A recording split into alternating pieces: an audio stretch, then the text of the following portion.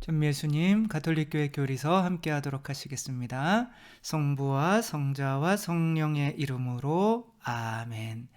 네, 우리는 지금 성자께서 이 세상에 내려오셔서 어떠한 삶을 살고 가셨는지에 대해서 하고 있는 거죠.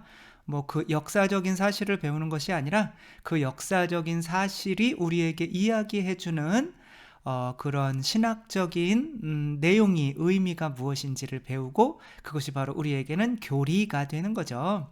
오늘은 예수님께서 지난 시간에는 돌아가셨다가 부활하신 이야기를 했죠. 그렇죠? 오늘은 예수님께서 부활하신 다음에 뭐 하셨겠어요? 승천하신 거죠. 그렇죠? 그러니까 예수님께서 하늘로 이렇게 승천하신 것이 우리에게 어떠한 의미가 있는지 저는 전에부터 그런 생각을 많이 했어요. 사랑하면 함께 있어야 되는 거죠. 그러기 위해서 헤어지기 싫어서 결혼도 하는 거고, 그런데 예수님은 떠나시는 거죠. 사랑하신다면서 떠나시는 거죠. 그 누구의 노래가 생각하죠. 그렇죠? 사랑하기에 떠나신다는 그런 말을 믿을 수 없어. 사랑한다면 왜 헤어져야 해? 그 말 나는 믿을 수 없어. 죄송합니다. 네, 진짜 죄송하고요. 사랑하는데 왜 떠나셔야 되는지 그 신학적 의미를 한번 알아보도록 하는 거죠. 그래서 교리서에서 나와 있는 승천의 의미는 네 가지 정도로 추려볼 수가 있어요. 이렇게 딱딱딱 나와 있는 것이 아니라 제가 이렇게 나와 있는 내용들을 추려본 거죠. 오늘은 659항에서 667항 하니까 교리서 함께 놓고 보셔도 좋을 것 같아요. 일단은 659항에서는 어떤 내용이 나오냐면 예수님께서 부활하셔서 며칠 동안 사도들과 함께 하셨죠? 40일 동안 사도들과 함께 하셨죠. 그렇죠? 근데 40일이라는 숫자는 우리에게 어떤 것을 상징하죠? 이스라엘 백성이 40일 동안 뭐 했죠? 광야에서 고생했죠. 그러면 거기서 성막을 만들며 하느님의 성전이 되어가는 과정이죠. 그렇죠? 근데 하느님의 성전을 왜 이집트에 만들지 않고 광야에다 만들까요? 바로 이집트는 자아로 상징되는 파라오가 있는 곳이기 때문에 자아를 이제 떠나서 어떻게 보면 죽이는 거죠. 그래서 내 안에 예수님께서 살게 하시는 이제 성전이 되려면 내가 먼저 뭐 해야 돼요? 죽고 그리스도로 살아야 되는 거죠. 그렇죠? 그래서 나는 예수 그리스도와 함께 십자가 못 박아 죽였습니다. 우리는 예수 그리스도와 함께 세례를 통하여 그리스도와 함께 이제 묻혔다. 이렇게 바울도 이야기를 하는데 어쨌거나 우리는 세례 때 다 죽은 거예요. 살아 있다고요? 그렇죠. 완전히 죽지는 않았죠. 이제 죽었다고 믿어야 이제 그걸로 가는 거죠. 그래서 내가 죽고 그리스도로 사는 것이 이제 바로 40일을 상징하는 거죠. 근데 예수님께서 왜 꼭 40일 동안 제자들과 함께 계셨을까요? 그것이 바로 모세로 상징되는 예수 그리스도와 함께 제자들이 광야에서 40일 동안 살아가는 40년 동안 살아가는 어떤 광야의 교회의 본질적인 모습을 상징해 주는 거죠. 그래서 예수님께서 우리를 위해서 떠나셔도 함께 계신 거죠. 그렇죠? 우리와 더 가까이 계시기 위해서 예수님께서 육체적으로 보이시고 있다면 단 몇 명에게만 보이고 몇 명만 만나실 수가 있잖아요. 그렇지만 이제 떠나셔서 우리 교회에 성령을 내려다 주시면 그 성령을 통해서 많은 사람들이 예수 그리스도를 잉태하게 되고 또 그분의 살과 피를 먹고 마시면서 바로 40년간의 광야 생활이 시작되는 거죠.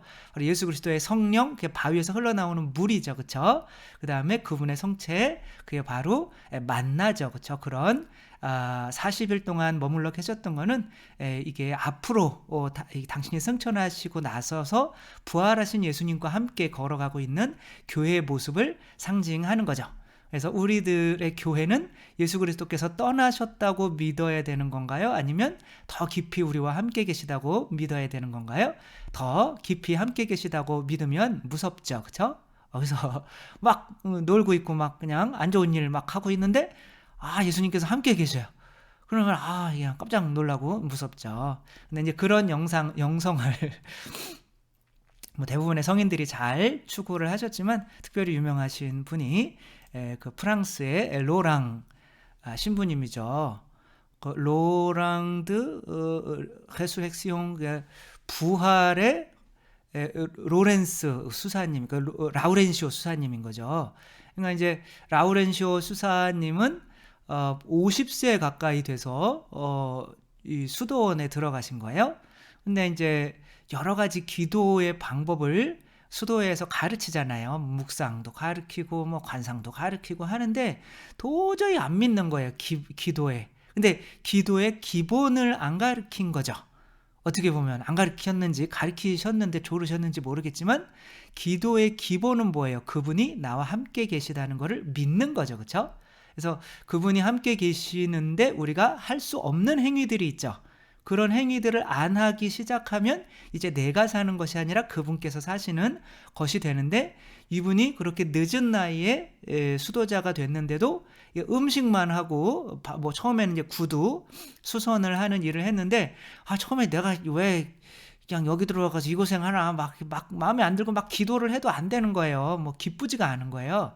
그런데 예수님께서 함께 계시다고 이렇게 생각을 하니까 내가 그분으로부터 받은 은혜에 조금이라도 보답하고 있는 그거를 옆에서 이렇게 봐주시는 거잖아요, 예수님께서. 그러니까 내가 그렇게 고통스러웠던 것들이 이제 기쁨으로 바뀌게 되는 거죠. 그러면서 정말 빠르게 뭐 이렇게 성인이 되시지는 않았지만 아직 그렇게 변해가는 모습이 너무 막 그렇게 지푸라기 하나 주울 때도 예수님을 위해서 죽고, 그러니까 모든 것을 예수 그리스도께서 함께 계시다고 여기며 살았더니 아주 단시일 내에 정말 성인들의 경지에 오를 정도로 모든 막 얼굴이 편안해지고 행복해 보이잖아요. 그렇죠? 제 얼굴은 그렇지 않잖아요. 저는 굉장히 힘들고 막 그래요. 그렇진 않은데 아무튼 그런 함께 계시는 게 나 혼자 있는 게 자유인 것 같지만 나 혼자 있으면 파라오에게 잡혀 있는 것처럼 그렇게 불만스럽고 힘들지만 나를 버리고 나를 죽이고 예수 그리스도를 위해서 산다면 매 순간 이렇게 삶이 변해가는 건데, 이것이 바로 40일간 예수님께서 부활하셔서 실제로 제자들에게 나타나신 것은 몇 번 안 되지만 제자들은 자신들이 살 때에 바로 그분과 함께 있다는 것을 믿고 살 수밖에 없었던 40일이었던 거죠. 그렇게 바로 40일간은 바로 우리가 지금 교회가 살아가고 있는 이 시대에 예수께서, 부활하신 예수님께서 함께 계시는 모습이다, 이렇게 생각하고 그렇게 생각하시면 되는 거죠. 그 다음에 이제 예수님께서 이제 하늘로 승천을 하시죠. 그렇죠? 그 승천을 하신 첫 번째 이유는 뭐 하기 위해서? 성부 오른쪽에 앉기 위해서. 왼쪽에 앉으면 큰일 나요. 왼쪽에 앉으면 다 어디로 가요? 여기서는 상관없어요. 근데 이제 오른쪽이라고 하는 것은 내가 이제 의식적으로 무언가를 하는 쪽인 거야. 그러니까 내가 결코 잊지 못하는 거죠. 그러니까 오른쪽에 그물을 던져라 라고 하는 거는, 혹은 내가 오른손으로 뭐를 해주겠다 라고 하는 거는 내가 의식적으로 사랑해서, 뭐 제자들이 그물을 던지는 거는 내가 의식적인 순종인 거고, 그쵸? 이거 이제 오른쪽에 앉는 것은 제가 군대 있을 때 항상 이제 이렇게 저는 군대 있을 때는 이제 운전병이었거든. 근데 운전을 이렇게 배울 때 옆에 운전을 이제 처음에 교육받을 때 잘하는 분이 타시잖아요. 그러면서 이렇게 약간 삐뚤그러면은 여기서 이제 손으로 뻥 쳐요. 이렇게 한 손이 닿을 곳에 있는 거죠. 그래서 훈련을 이렇게 줄 서서 이렇게 차들이 쭉 가잖아요. 가다가 보면 막 차가 후청후청 거리는 게 있어요. 그러면 저는 맞았구나. 갔다 와 보면 한쪽 얼굴이 이렇게 부어가지고 오는 사람도 있고, 저는 원래 이렇게 부어 있어가지고 맞을 필요가 없었죠. 이미 맞은 것처럼 이렇게 펑퍼짐 해가지고, 아무튼 이제 그런 내 영향력이 미치는 곳인데, 그렇게 때리는 오른쪽에 때리는 것이 아니라 하느님의 아버지의 사랑을, 그 영광을 온전히 받는 곳인 거죠. 그 의식적으로 주시는 그 은총을 완전히 다 받는 것이 성부 오른쪽이신 거죠. 그래서 뭐 예수님께 그 요한과 야고보의 어머니께서 당신이 이제 영광스럽게 되면 오른쪽과 왼쪽에 이렇게 앉혀주십시오. 이렇게 그러잖아요. 그죠? 그러니까 바로바로 은총을 받을 수 있는, 그래서 하느님께, 예수님께서 영광을 받을 수 있는 곳으로 올라가신 거죠. 그러니까 아버지 옆에 계시지 않으면 성부, 성자께서도 어떻게 보면 영광스럽지 못하게 되실 수도 있는 거죠. 그러니까 아버지의 영광을 이제 영광에 참여하게 되는 거죠. 그런 모습을 우리가 이제 쫓아가는 거죠. 군대 그 축구에서 요 런던 올림픽이었나요? 그때 이 김기희 이 선수가 이제 이때 4강전이었죠. 거기에서 준결승이 아니라 3, 4강을 가리는 경기에서 김기희 이 사람이 그동안 한 번도 경기에 뛰지를 않은 거예요. 근데 이제 운동장에서 지금 그림은 이렇게 군복을 입고 있지만 원래는 군복을 입은 그림이 아니에요. 이렇게 재밌게 하면서 이제 44분에 이제 들어가는 거예요. 그래서 1분 뛰고 2병 마치고 2분 뛰고 1병 마치고, 그러니까 4분 뛰었는데 이제 그 은메달까지 따면, 올림픽에서 은메달까지 따면 이제 저희가 되는 거잖아요. 군면제가 되는 거잖아요. 그래서 그런 거를 이렇게 패러디 한 건데, 이렇게 영광에 차지를 하려면 그 영광을 줄 수 있는, 나라가 영광을 주는 거죠. 그리고 그거를 지휘하는 어떤 이 홍명보 감독이 이 사람을 그런 일에 넣어 주어야 이제 나라로부터, 근데 단 1분도 뛰지 않으면 거기로 갔었어도 군면제가 안 되는 거죠. 지금 군면제 시키려고 막판에 이제 2대 0으로 이기고 있으니까 그냥 억지로 이렇게 집어넣은 거야. 이게 뭐 1분 남았는데 그런 게 바뀌지는 않잖아요. 그렇죠? 그런 거 뻔히 알면서 이제 열심히 이제 시간 끌는 방법도 있지만 이렇게 군면제 시켜주려고 홍명보 감독이 이렇게 집어넣은 거죠. 이렇듯이 이렇게 하는 우리의 영광은 김기희 선수가 홍명보 감독의 옆에 있지 않았으면 군면제를 이렇게 받을 수가 없는 것처럼 이제 성자께서도 성자도 원래 하느님 아니신가요? 뭐 그럴 수는 있죠. 그렇죠. 원래 하느님인데 삼위일체 때 이미 다 한 것처럼 세 분이 동시에 영광스럽게, 뭐 그것은 신비인데 그 영광이라고 하는 것은 어떻게 보면 성령이잖아요. 그러니까 성령을 이제 주고받는 가운데 예수님께서 이제 30년 동안 그 나자렛에서 목수 일을 하고 있다가 성령을 받을 때 이는 내 사랑하는 아들이니, 그게 영광을 받는 거죠. 그다음에 아버지를 영광스럽게 해드리는 건 뭐예요? 아들이 내가 받은 이 성령을 다시 제 영을 아버지께 돌려드립니다. 그러면서 예수님이 죽으시는 거죠. 그렇죠? 그러니까 영광이라고 하는 거는 하느님께서 당신 자신을 죽이셔서 당신의 모든 것을 내어줄 때, 그것을 받을 때 영광스럽게 되는 거죠.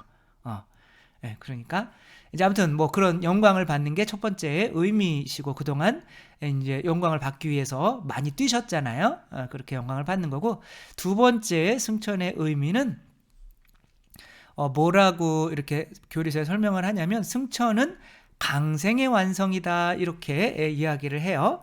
강생의 완성이다. 강생은 뭐를 의미하는 거예요? 강생은 태어남이죠. 그렇죠? 태어남의 완성이다. 이게 무슨 소리예요?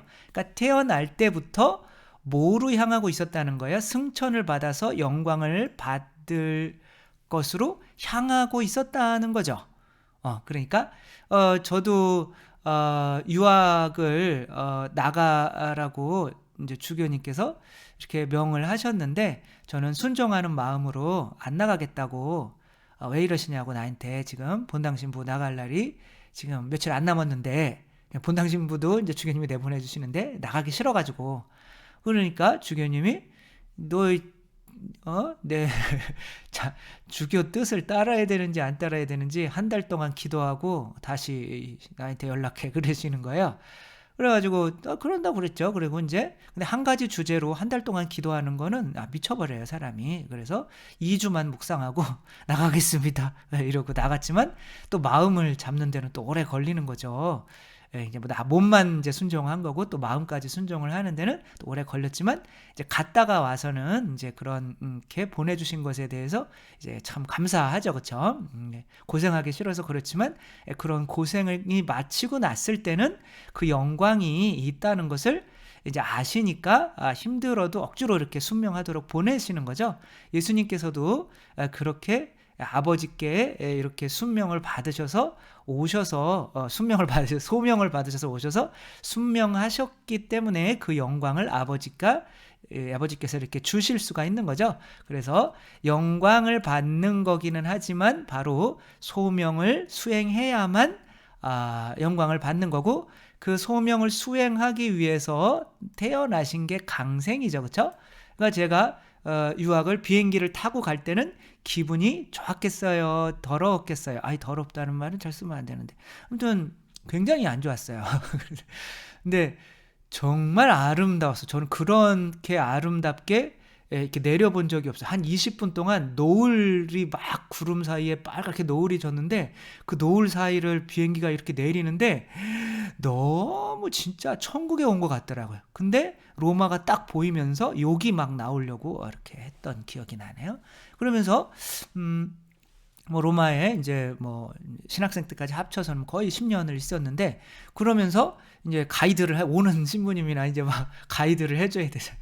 가이드 한 100번 정도 하고 공항에 그분들 또 이렇게 갈 때 그분들 떠나는 비행기 이렇게 보면서 나는 언제 가나 눈물 흘리면서 이렇게 와서 다시 공부하고, 이제 그렇게 하다가 제가 막상 이제 딱 이제 학위를 마치고 이렇게 다시 비행기를 타고 올 때는 막 기분이 뭐 째지는 거죠. 뭐 더 이상 좋을 수가 없는 거죠. 그러니까 그런 기분을 느끼게 되려면, 그러니까 이렇게 예수님이, 제가 비행기를 타고 갈 때가 예수님이 세상에 강생에서 내려오실 때인 거죠.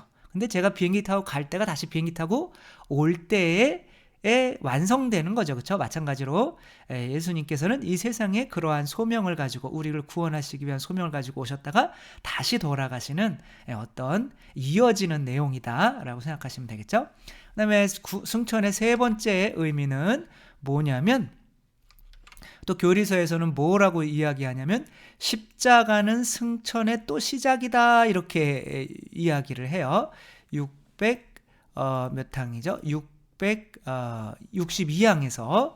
그래서 십자가가 이제 승천을 하는데, 소명이라고 하는 것은 우리가 받은 소명은 결국 뭐로 완성되는 거예요?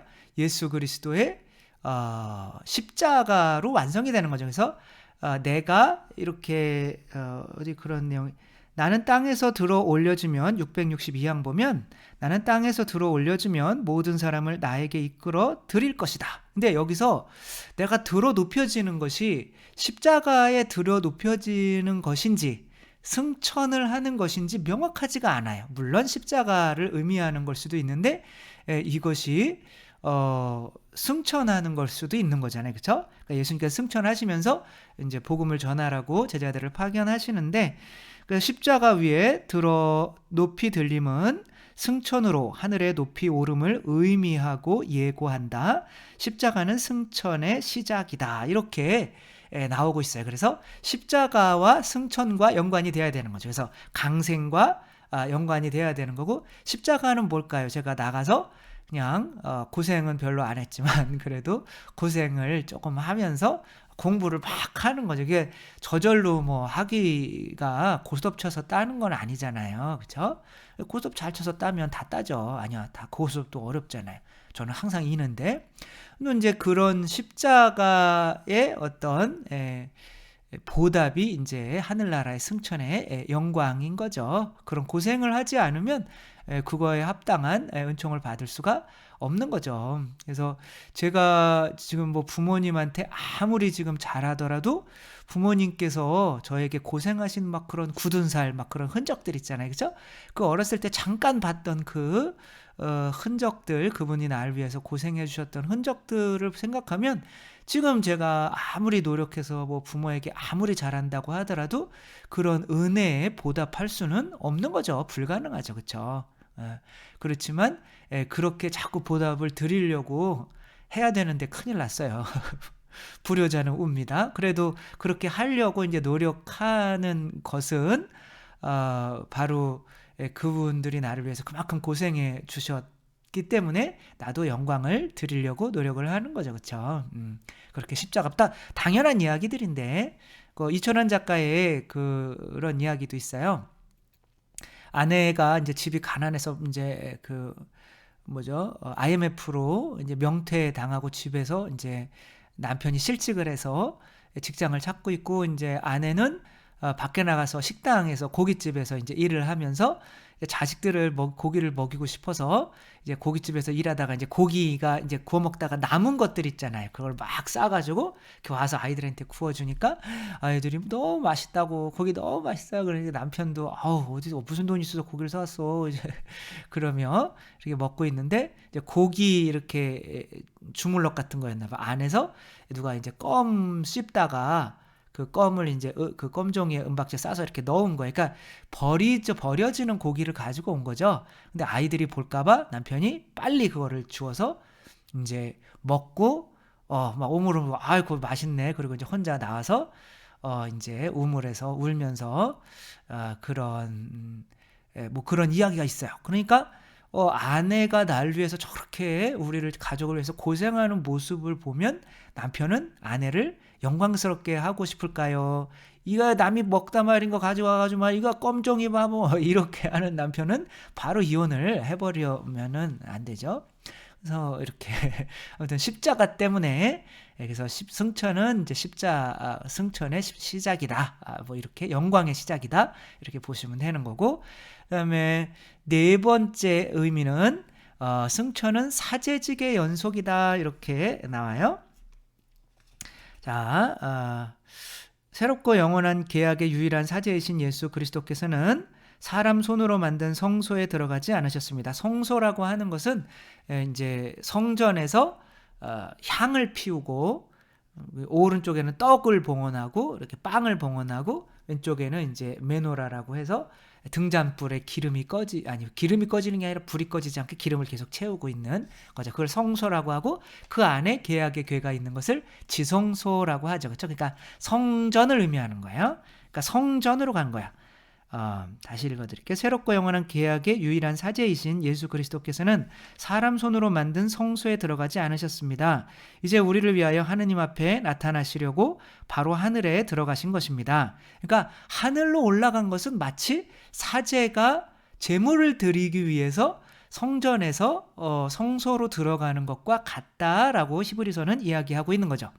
그러니까 성전에서 제물은 왜 드리는 거예요? 바로 죄의 용서와 은총을, 축복을 청하기 위해서 사제가 신자들 대신 이렇게 하느님께 축복을 드리는 거죠. 빵과 포도주를 봉헌하는 거죠. 그렇죠? 물론 빵과 포도주는 신자들이 하느님, 당신이 하느님이십니다 라고 하는 고백하는 그런 예물들을 이렇게 상징적으로 선악과처럼 봉헌을 하는 거죠.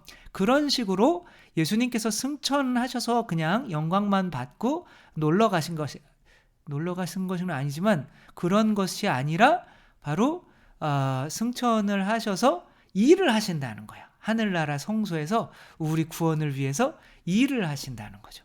그래서 그런 의미로 당신의 사제직을 그래서 성모님도 승천하셔서 계속 그냥 쉬고만 계실까요? 일을 하실까요? 일을 하시는 거죠. 누구 곁에서?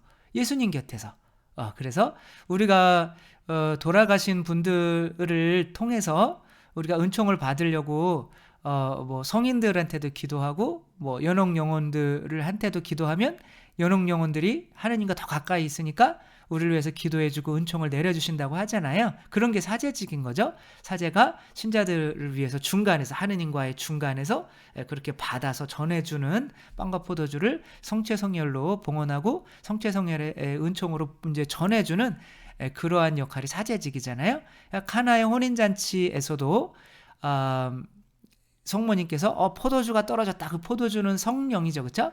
그러니까 포도주가 교회에 떨어진 거예요. 그러니까 성모님은 포도주가 떨어진 것 때문에 그 포도주를 줄 수 있는 능력을 지니신 예수 그리스도께 다가가야 되는 거죠. 그래서 그분께 포도주가 이제 떨어졌다. 그런데 뭔가 봉헌을 해야 되니까 예수님한테 한마디 들으셔야죠. 아직 때가 안 됐는데 왜 그러냐 나한테. 그렇지만 이제 성모님께서는 아드님이 당신이 그렇게 하면 다 이루어 주실 거를 알고 그가 시키는 대로 다 해라라고 하니까 예수님께서 이제 포도주 성령을 보내주시는 거죠. 예수님께서는 내가 아버지께 가지 않으면 위로자께서 성령께서 너희에게 오시지 않을 것이다 라고 말씀하신 이유가 바로 이런 이유인 거죠. 그래서 예수님께 지금도 아버지께로부터 오시는 이 성령을 우리에게 계속 주십사고 우리들이 청해야 되는 거고, 그 예수님께 받아서 또 우리에게 주시는 분이 또 성모님이시잖아요. 그렇죠? 그러니까 그 성모님께 또 청해야 되는 거고, 그 성모님께 받아서 또 우리에게 주는 것이 바로 교회잖아요. 그렇죠? 그러니까 또 교회에 청해서 또 하느님으로부터 오는 예수 그리스도의 살과 피, 양식과 음료를 우리가 먹고 마실 수 있는 이유는 아직도 예수님께서 하늘나라에서 그렇게 중계를 우리를 위해서 하고 계시기 때문이다 라고, 그래 승천의 의미를 이렇게 보시면 되는 거죠. 그러니까 예수님께서 하늘로 오르실 때 제자들에게 이렇게 이제 천사들이 나타나서 그렇게 말씀을 하시는 것이 아니라, 한번 볼게요. 이제 예수님께서 승천하시면서 제자들에게 이렇게 말씀을 하시는 거죠. 나는 하늘과 땅의 모든 권한을 받았다. 그러므로 너희는 가서 모든 민족들을 제자로 삼아 아버지와 아들과 성령의 이름으로 세례를 주고 내가 너희에게 명령한 모든 것을 가르쳐 지키게 하여라. 보라, 내가 세상 끝날까지 언제나 너희와 함께 있겠다. 이렇게 그 복음 전파, 어떻게 보면 세례를 주라는 것은 새로 태어나게 만들라는 거죠. 그런 일을 하도록 파견을 하신 거죠. 근데 이 소리를 예수님께서 당신이 처음 하시는 소리일까요? 아버지로부터 당신이 이 세상에 오실 때 들었던 소리일까요? 똑같이 당신이 들었던 소리인 거죠. 그렇죠? 나는 하늘과 땅의 모든 권한을 가지고 있다. 성령님을 가지고 있다. 영광을 가지고 있다. 그러므로 내 아들인 너는 가서 모든 민족들을 너의 제자로 삼아서 성부 성자 성령의 이름으로 세례를 주고, 그렇죠? 새로 태어나게 만들고, 또 내가 너에게 그러니까 예수님은 나는 아버지께로부터 본 대로만 말하고 들은 대로만 이야기한다 라고 하죠. 그렇죠? 그래서 모든 것을 가르쳐 지키게 하여라.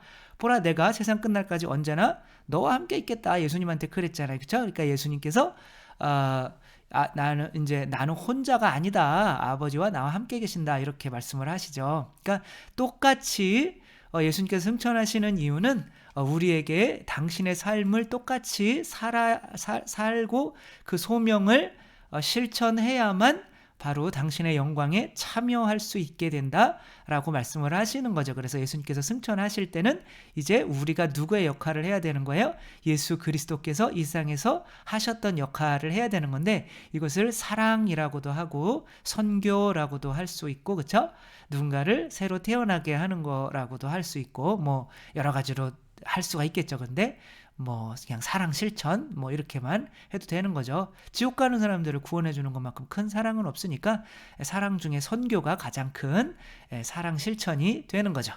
우리들 승천하시는 예수님께서 우리에게 이러한 소명을 주셨다는 거. 그래서 우리들도 이제 예수님 사랑하면 같이 있어야죠. 같이 계셔요. 같이 계시면서 우리도 당신의 이 승천을 우리도 참여하기를 원하시는 거니까, 우리도 예수님께서 이 세상에서 아버지 뜻만을 위해서 사신 것처럼 우리도 그리스도의 뜻만을 위해서 이 세상에서 살아나가서 또 우리도 그리스도의 오른편에 앉아서 그분의 영광에 참여할 수 있었으면 좋겠습니다. 주님께서 여러분과 함께 전능하신 천주 성부와 성자와 성령께서는 여기 모인 모든 이에게 축복을 내리시어 길이 머물게 하소서. 주님과 함께 가서 복음을 전합시다. 하느님 감사합니다. 성부와 성자와 성령의 이름으로 아멘. 네, 감사합니다. 사랑합니다.